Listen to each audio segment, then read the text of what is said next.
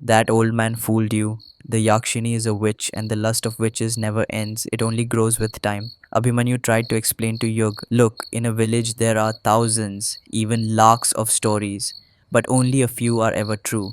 The Yakshini wasn't calm, she was locked away in the graveyard mansion. Yug, shocked, asked, what did you say?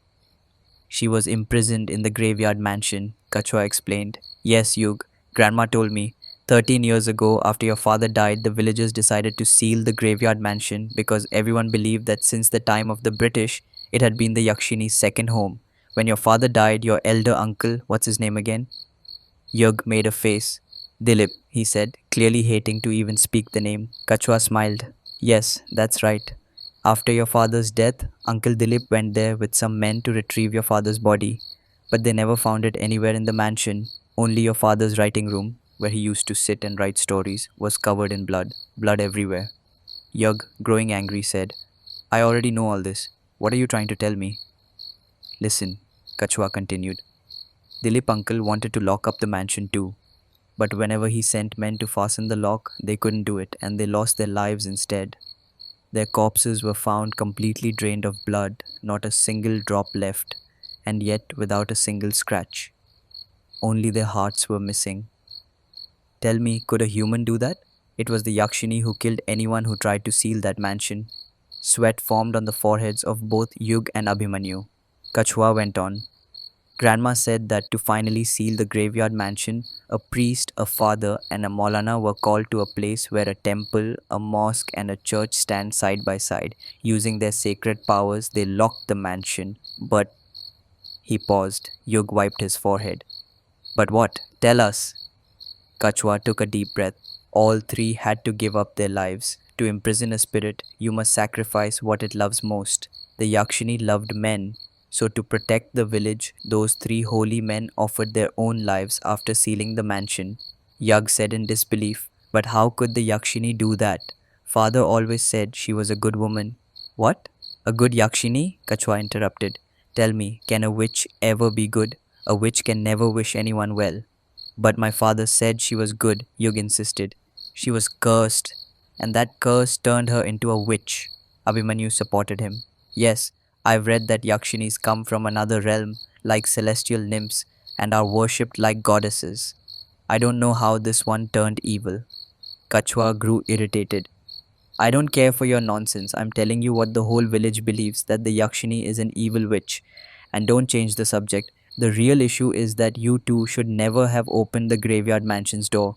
Now the Yakshini is free again. She'll start seducing men who try to cross the river and make them her prey. Yug defended himself. So you mean we released her by opening that door? If she was truly trapped there and we set her free, then why didn't she harm Abhimanyu and me when we spent the night inside that mansion? We slept peacefully. Kachwa, as if ready for that question, said, because she appears only on full moon nights or on new moon nights. But when Yug asked why she killed people on random days before, Kachwa fell silent, having no answer. Abhimanyu broke the tense moment. Enough arguing. Whether the Yakshini exists or not, we'll know on the full moon in 7 days. For now, let's finish what we came here to do. Kachua, puzzled, asked, finish what? Abhimanyu smiled, trying to convince him. You know our friend Yug has come from far away after many years. He needs a little help. Kachua pointed at him. Don't beat around the bush, Abhimanyu. I know your tricks since childhood.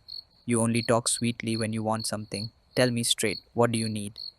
Laughing, Abhimanyu explained. Yug is staying here now, leaving everything behind. But the graveyard mansion is dusty. We want to clean it so he can live there comfortably. Kachua shouted. Are you mad? You know the Yakshini is there. Come on, Abhimanyu replied. We already spent a night there and nothing happened. And remember, Yug once saved you from the teacher's beating when you were kids. Kachua pouted. It would have been better if he'd let me be beaten then than risk dying at the Yakshini's hands now. Don't say that, Yug pleaded. We've come with high hopes. Abhimanyu tapped Yug's arm, giving him a signal. Seeing Yug's sad face, Kachua finally gave in. Fine, he said, but you'll have to bring Kayar with us. You know I can't enjoy anything without him. Abhimanyu laughed. I almost forgot. Our childhood gang of four isn't complete without Kayar. Where can we find him? Where else? Kachua replied. At Bindu's shop. I can't be without Kayar.